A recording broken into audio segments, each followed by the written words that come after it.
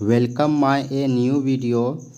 इस वीडियो में जिस प्रश्न को डिस्कस करने वाले हैं वह प्रश्न है हर्षवर्धन की प्रशासनिक व्यवस्था, अर्थात हर्षवर्धन के काल में उनके शासन का प्रशासनिक व्यवस्था क्या था। हर्षवर्धन के समय किस तरह का शासन किया जाता था। तो पहले हर्षवर्धन का इंट्रोडक्शन देख लेते हैं। इनका इंट्रोडक्शन क्या है। तो इनका जन्म हुआ था 590 ईस्वी में थानेश्वर में, जो अभी के समय में हरियाणा के नाम से जाना जाता है। इनके पिता का नाम प्रभाकर वर्धन था और ये पुष्यभूति वंश के थे या वर्धन वंश के। पुष्यभूति वंश को ही वर्धन वंश कहा जाता है। इनके शासन काल जो था हर्षवर्धन का वो 606 ईस्वी से 647 ईस्वी तक रहा। और ये सब जानकारी जो मिलता है वो कहाँ से मिलता है, तो ये स्रोत वान भट्ट के हर्षचरित से मिलता है। और बहुत सारे स्रोत है। हवेंसांग का भी यात्रा वृत्तांत में हर्षवर्धन का उल्लेख मिलता है।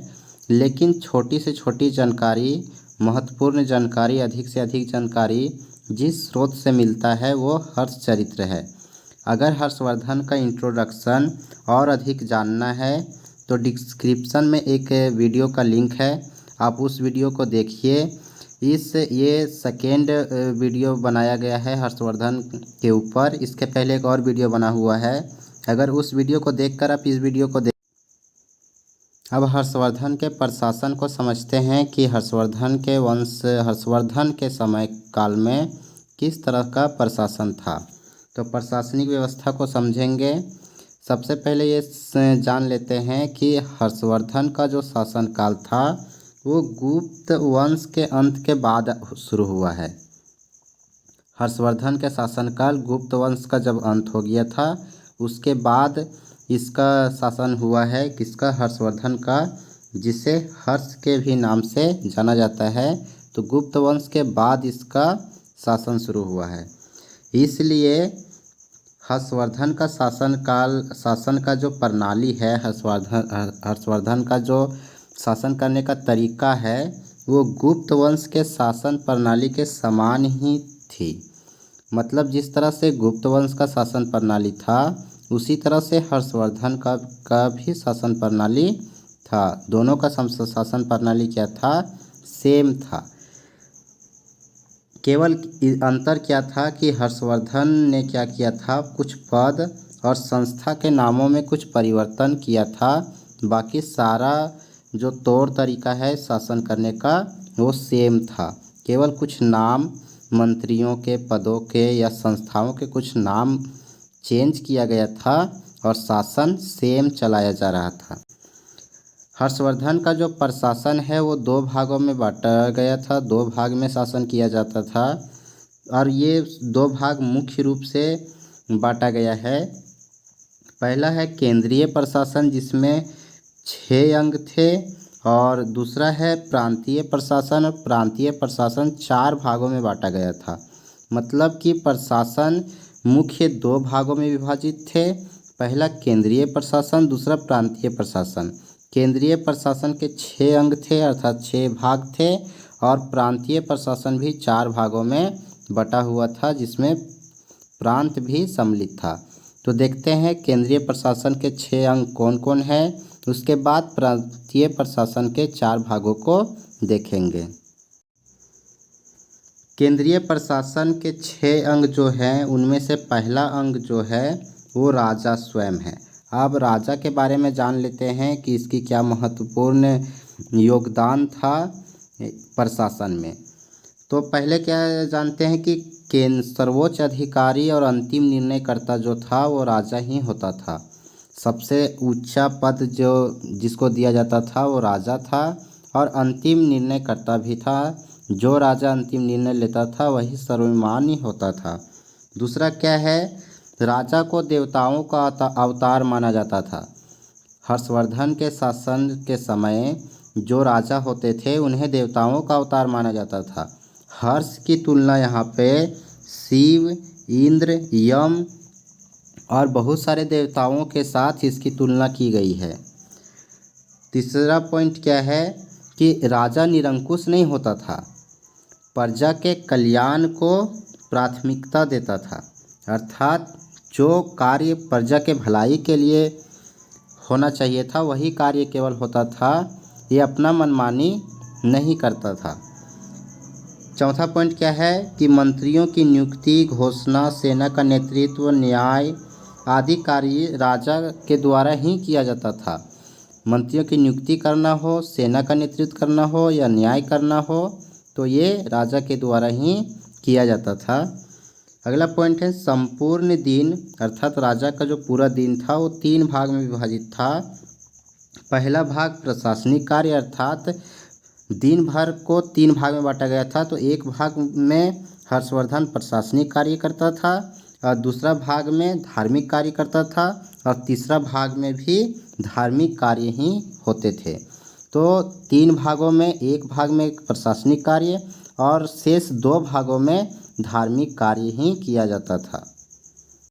दूसरा अंग है केंद्रीय प्रशासन का, वो है मंत्रिपरिषद। मंत्रिपरिषद का कार्य क्या होता था, तो राजा के निर्णय में सहयोग करते थे। अर्थात राजा को क्या निर्णय लेना चाहिए ये मंत्रिपरिषद बताते थे। मंत्रिपरिषद में जितने भी मंत्री सब थे उन्हें सचिव या आमत्य कहा जाता था। इन मंत्रियों को अप्रत्यक्ष रूप से राजा पर नियंत्रणकर्ता भी माना जाता था। अर्थात ये राजा पर नियंत्रण करते थे। जिस तरह से मंत्रिपरिषद करने के लिए कहता था, जिस तरह से नियम बनाने के लिए कहता था, उसी तरह से राजा करता था। तो कहीं ना कहीं मंत्रिपरिषद अप्रत्यक्ष रूप से राजा पर शासन करता था, या कह सकते हैं राजा का नियंत्रण करता था, क्योंकि राजा मंत्रिपरिषद के मंत्रियों के कहे अनुसार ही शासन का कार्य करता था। तीसरा अंग है राजस्व विभाग। अब राजस्व विभाग का अर्थ क्या होता है, मतलब वह विभाग जो लेन देन का देख रेख करते थे, मतलब कि कितना पैसा आया, कितना पैसा गया, कहाँ से कर लेना है, कितना आया नहीं आया, इसकी देखरेख करने का विभाग राजस्व विभाग कहलाता था। अब प्रमाणों के आधार पर अगर देखा जाए तो 3 प्रकार के कर लिए जाते थे हर्षवर्धन के शासनकाल में। पहला कर का नाम था भाग, जो भूमि पर लगाया जाता था, ये भूमि कर था और इस कर को भूमि पर लगाई जाती थी। दूसरा क्या है हिरण्य। हिरण्य का अर्थ होता है नगद कर, और नगद कर जो लिया जाता था वो व्यापारियों से लिया जाता था, अर्थात ये कर व्यापारियों पर लगाया जाता था। और तीसरा है बलि कर। बलि कर को धार्मिक कर कहा जाता था, और ये धार्मिक कर किससे लिया जाता था, धार्मिक लोगों पर लगाया जाता था यह कर। मतलब जो मंदिर में पूजा करते थे या तीर्थ यात्रा होती थी तो उन लोगों पर लगाया जाने वाला कर बलि कहलाता था हर्षवर्धन के शासनकाल में। एक और कर का प्रमाण मिलता है, लेकिन इसका प्रमाण ना के बराबर है, तुलमय नामक कर। और ये संभवतः कहा जाता है कि वस्तुओं के माप पर लगाई जाती थी, अर्थात जितनी वस्तुएं बेची जाती थी माप कर, उस वस्तुओं पर ये कर लगाया जाता होगा। अब भूमि कर की, जिसको भाग कहते हैं, भूमि कर उपज का 1/6 भाग लिया जाता था। अर्थात जितना भी उपज होता था उसका 6 हिस्सा किया जाता था, 6 हिस्सा में 1 हिस्सा को राजस्व में देना पड़ता था। भूमि कर भी 4 भागों में विभाजित था, और ये 4 भाग जैसे कि उच्च अधिक उपजाऊ भूमि है उससे अधिक कर लिया जाता था, निम्न भूमि उससे निम्न कर लिया जाता था। तो ये 4 भागों में विभाजित था भूमि के अनुसार। तो ये था राजस्व विभाग, जिसके अंतर्गत ये कर का विवरण है और भूमि से 1/6 भाग लिया जाता था। चौथा अंग है सैनिक विभाग। सैनिक विभाग में क्या है कि हर्षवर्धन के पास एक विशाल सेना थी, एक बहुत बड़ा विशाल सेना थी, जिसमें 60,000 हाथी थे और 1 लाख घोड़े थे। इससे अतिरिक्त बहुत सारा सैनिक थे, और सबसे ज़्यादा अगर सेनाओं में बात किया जाए तो हाथियों और घोड़ों की संख्या अत्यधिक थी। युद्ध में तलवार, ढाल, भाला, कवच, धनुष, बाण आदि का प्रयोग किया जाता था। तो ये सैनिक विभाग था जिसके अंतर्गत ये सारा कार्य किया जाता था, और ये विवरण है सैनिक विभाग में क्या क्या उपस्थित थे। और हाथियों को देख रेख करना या घोड़ों की देख रेख करना भी सैनिक विभाग का कार्य था। पांचवा अंग है न्याय विभाग। न्याय विभाग में क्या था कि जो हर्षवर्धन के शासनकाल में दंड के जो नियम थे वो बहुत ही कठोर थे। न्याय विभाग के अंतर्गत न्याय की बात किया जाएगा तो न्याय के दंड से ही दिया जा सकता है। तो दंड के नियम क्या थे, बहुत ही कठोर थे। विभिन्न अपराध के लिए विभिन्न दंड दिए जाते थे। जैसे राजद्रोह के लिए आजीवन कारावास दे दिया गया। आजीवन कारावास का अर्थ होता है हमेशा के लिए जीवन भर जेल में बंद कर देना। सामाजिक अपराध के लिए अंग भंग कर दिया गया, या तो हाथ काट दिया गया या तो पैर काट दिया गया, या फिर देश निष्कासन अर्थात देश के से निकाल दिया गया। अगर कोई गंभीर अपराध करता है तो उसे मृत्युदंड भी दिया जाता था, या तो फांसी पर लटका दिया गया या सर धड़ से अलग कर दिया गया। तो इतना कठोर नियम होने के कारण जो हर्षवर्धन के शासनकाल में क्या था कि अपराध ना के बराबर होते थे, अर्थात अपराध बहुत ही कम होता था। तो ये सारा विवरण, सारा जो कार्य होता था वो न्याय विभाग के अंतर्गत होता था। तो अंतिम और छठवां अंग है सार्वजनिक कार्य या सार्वजनिक विभाग कह सकते हैं। इसके अंतर्गत क्या क्या किया जाता था, तो अनेक धार्मिक संस्थाओं का निर्माण करवाया गया था। हर्ष के समय स्तूप विहार का निर्माण करवाया गया था। स्तूप बौद्ध धर्म से संबंधित है और हर्षवर्धन बौद्ध धर्म को मानने वाले थे, हिंदू धर्म को भी मानते थे। विहार विश्राम स्थल होता था। और इसके अंतर्गत और क्या क्या करवाया जाता था, तो यात्रियों के लिए धर्मशालाएं का निर्माण करवाया गया। धार्मिक सभाओं का आयोजन करवाया गया। आप पहले वीडियो में देख सकते हैं कि कौन कौन से हर्षवर्धन के काल में धार्मिक सभाओं का आयोजन हुआ था, जिसके कारण हर्षवर्धन का शासन काल पतन की ओर जाने लगा था। उसके बाद सार्वजनिक कार्य के अंतर्गत और क्या क्या होता था, तो प्रजा के कल्याण हेतु तालाबों, मार्गों, विद्यालयों, चिकित्सा केंद्रों के भी स्थापना की गई थी। नालंदा के में भी ये हर्षवर्धन काफ़ी धनराशि दिए थे उन्हें संरक्षण के लिए और उनका बेहतर तरीके से निर्माण करने के लिए। अब यहाँ तक हम लोगों ने देखा केंद्रीय प्रशासन को जो 6 अंगों में विभाजित था, उन 6 अंगों को देखें किसके अंतर्गत क्या होता था। अब देखते हैं प्रांतीय प्रशासन। प्रांतीय प्रशासन जो है वो 4 भागों में विभाजित था। और पहला भाग जो था वो था प्रांत, जिसे हर्षवर्धन के काल में भुक्ति कहा जाता था और इसके प्रधान को ऊपरी कहा जाता था। और ऊपरी कहीं ना कहीं जो था वो राज परिवार के ही सदस्य शासन करते थे या राज परिवार के सदस्य ही बनते थे। दूसरा क्या था, जिला, जिसे विषय कहा जाता था। हर्षवर्धन के काल में क्या कहा जाता था, विषय, और इसके प्रधान को विषयपति कहा जाता था। ठीक है। और ये जो प्रश्न है ऑब्जेक्टिव में प्रांत को भुक्ति कहा जाता था, जिला को विषय कहा जाता था, ये ऑब्जेक्टिव प्रश्न में पूछा जाता है। तो अन्य एग्जाम की दृष्टि से भी ये आपके लिए महत्वपूर्ण है।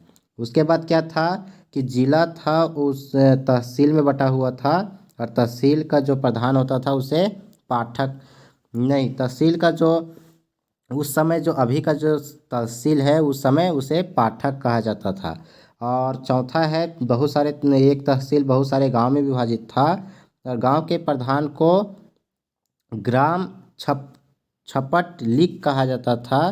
और ग्राम के जो प्रतिष्ठित लोग होते थे, सम्मानित लोग होते थे, उसे महत्तर कहा जाता था।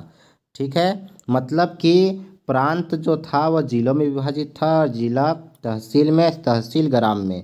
और हर्षवर्धन के शासनकाल के अनुसार अगर कहा जाए तो प्रांत को भुक्ति कहा जाता था और भुक्ति जो था वो विषय में विभाजित था, विषय पाठक में विभाजित था और पाठक ग्राम में विभाजित था। और थोड़ा सा इनको और डिटेल कर देते हैं। क्या है कि विषयपति की नियुक्ति ऊपरी के द्वारा होता था और ऊपरी कौन होता था, कहीं ना कहीं राज परिवार के ही सदस्य होते थे। और ग्राम प्रशासन की सबसे छोटी इकाई थी और प्रशासन के सभी प्रशासकों के मदद के लिए, जितने भी प्रशासक हैं उस सभी के मदद के लिए कुछ न कुछ अधिकारी, कुछ मंत्री, कुछ सेना होते थे जो उन्हें उनके कार्य में सहयोग करते थे, मदद करते थे। तो यहाँ तक ये वीडियो समाप्त होता है। और इस वीडियो में हमने देखा हर्षवर्धन के शासन के बारे में, जिसमें दो भाग में विभाजित था, केंद्रीय प्रशासन, प्रांतीय प्रशासन। प्रांतीय प्रशासन का 4 भाग है और केंद्रीय प्रशासन 6 अंगों में बटा हुआ था। तो इतना अगर आप लिखते हैं तो आपके एग्ज़ाम में जो नंबर आएगा वो बेहतर होगा।